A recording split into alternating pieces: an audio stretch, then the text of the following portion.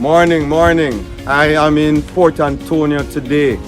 I come here to look at a very huge goat project that's taking place in St. Mary. This project, I think, is going to be one of the largest goat establishment in Jamaica. That's what I think will happen with this project. They have just started to build the pens, and they have also started to plant. They have planted up some of the forages already, planted up the grass, and they're doing different things on this property.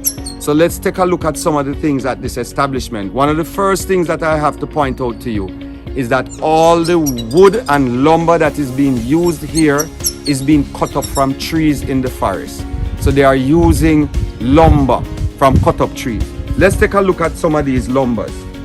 So what they do, they cut the trees, and as you can see, this is all cut up lumber you have here. And they cut up the lumber. These are looks something like maybe 5x2 or 5x3, something like that they cut up here. And they use these for the understructure of the goat pen. So let us go on top of this structure that they have built here now, and let us take a look at it. This looks like maybe 2x4 or 2x5 right here. They use these in the corners, and then they use these square plank here that they cut from the trees. These look like 6x6 planks that they are using. And they also have some old light posts that they are using inside the structure. Now take a look at the top part of the structure. It has maybe about 5 feet space under the bottom of the pen. So we are looking at a first build of this operation. They are here building the slatted floor right here now, and they have used these cut lumber. When they cut the lumbers are not all the same size, but they made sure that the two straight edges are all cut straight, but the top is not the same. So what happens is that this pen, some of the boards are small, if you look at it, some of the boards are high, the boards are at different levels, up and down, but between here is all the half-inch space, but the rest of it is up and down. And also, this is the saw tooth. These are the marks from the saw. The boards are not level and they are not smooth. When you have the boards being hill and gully like this, it is actually to your advantage because you have better traction. You won't slip so easy on the ground because this is not level. But the space is what is most important in a slatted floor environment. You should always have this half-inch space in the slatted floor. Now, you can only achieve this if you use cut up lumber, because these boards that are here now, they are maybe, some of them is 1 inch, some is 1.5 inch, some of them is 2 inch. They are various thickness, and that offers you better traction for the animals, especially when the floor is wet, and also for you, the person who is walking around on the floor.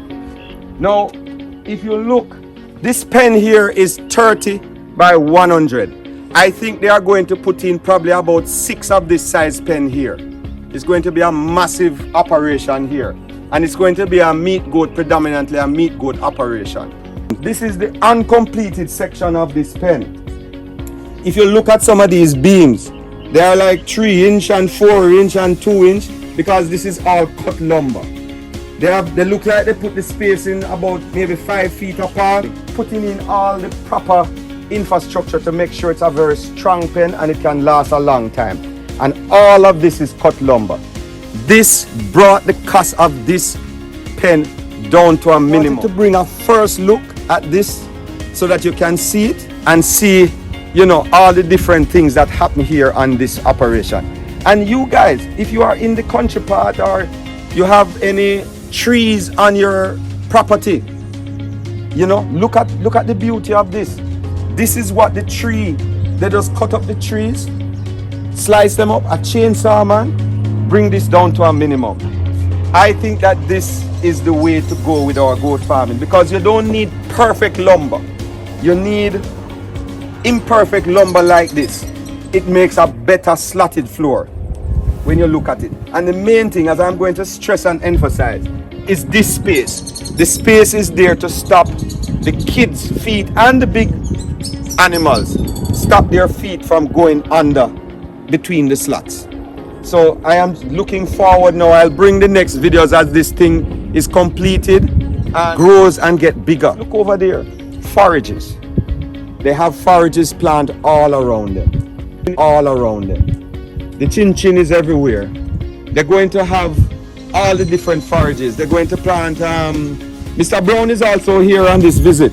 Mr. Brown, what kind of forages have been planted so far, and what are they going to plant here? So far put in a acre Mombasa, and we put in a acre Mombasa. We're gonna put in like 2 acres of the king grass. We put in mulberry, Trichantera, basically everything. Mulberry, lucina, which is the wild tamarind. We have the grow steak already, which is the glacinia. See, if you look right there, they have the grow steak now being planted in the fence line. This is about how much acre of pineapple here? Just over 2. This is 2 acre pineapple fenced around here. And what they have done, they have put grow steak all around the fence line. So they're doing it in a silver pastoral system. The basic thing though is to note that this farm project that's happening here, they are actually putting in all the forages before even one animal come here. The grass is planted, some of the forages are planted already. All the feeding they need to feed these animals as soon as these animals land here inside of this pen. All they need to do now is put in the infrastructure in terms of watering and feeding trough and so forth. And this will be a total intensive farm operation. The animals will not be let out to forage all over the place. 100% intensively farmed.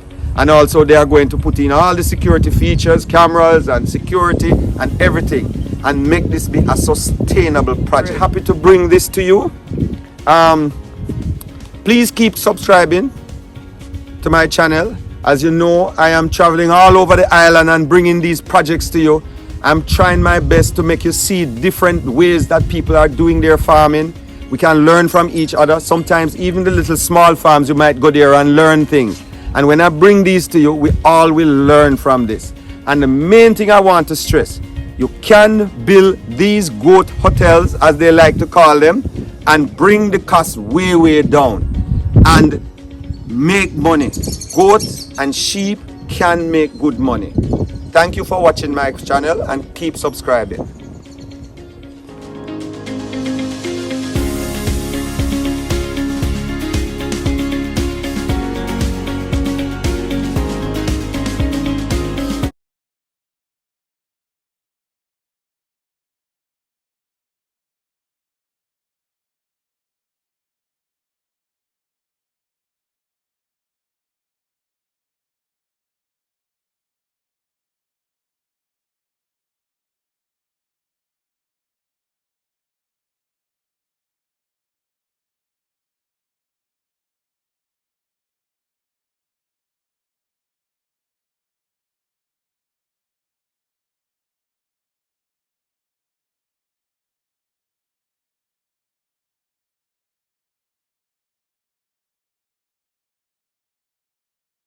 On the day, the grow steak.